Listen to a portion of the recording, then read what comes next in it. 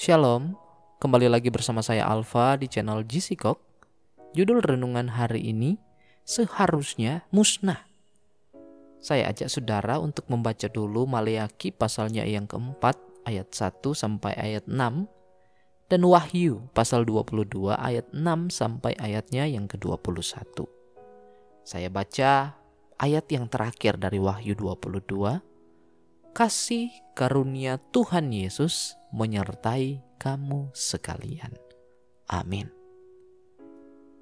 Saudara, mungkin tidak banyak yang memperhatikan atau malah tidak banyak yang pernah membaca bagian terakhir Perjanjian Lama. Kitab Maleakhi memang bukan kitab yang populer atau sering dikhotbahkan di gereja, kecuali mungkin Maleakhi pasalnya yang ketiga. Jika kita membaca kitab ini, kita bisa melihat bagaimana keras isinya. Teguran, peringatan, dan pasal tentang kemurkaan Tuhan banyak mewarnainya. Dalam Alkitab versi terjemahan baru, kitab ini diakhiri dengan kata yang mengerikan, musnah. Dan dalam versi King James berkata, curse atau kutuk. Betapa mengerikan jika ini adalah pesan terakhir Tuhan untuk umat manusia. Sebagaimana kita tahu, selepas kitab Maleakhi ini, Tuhan tidak lagi berbicara dengan umat manusia selama sekitar 400 tahun. Selama masa itu, bangsa Israel atau bangsa Yahudi jatuh ke dalam cengkraman Romawi.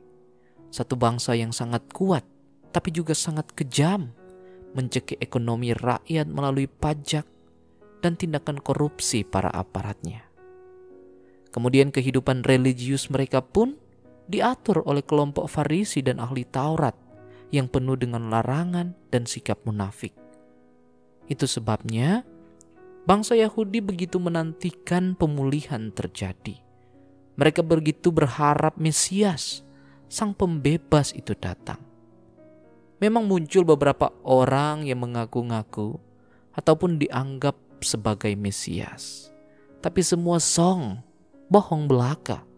Kita lihat di Kisah Para Rasul 5 ayat 36 dan 37. Apakah rasa putus asa, kecewa, takut, terancam, sekaligus juga muak?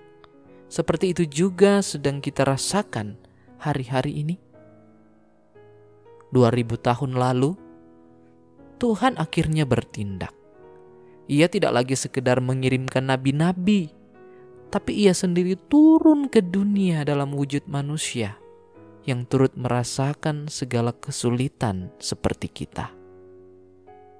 Kelahiran Kristus membawa awal dari sebuah perjanjian baru antara Tuhan dengan umat manusia. Tuhan sendiri yang datang untuk secara langsung mengajar, bahkan melayani dan menebus kita dari jerat dosa. Inilah zaman kasih karunia, di mana kita ditebus, diampuni, dan diperdamaikan lagi dengan Allah.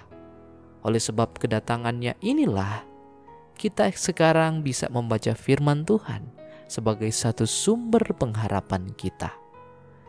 Kini, akhir dari Alkitab kita bukan berbunyi lagi musnah atau kutuk, melainkan dalam Wahyu 22 ayat 21, kasih karunia Tuhan Yesus menyertai kamu sekalian.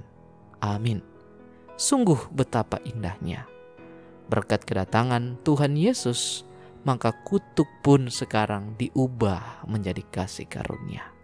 Semoga saudara terberkati lewat renungan singkat ini.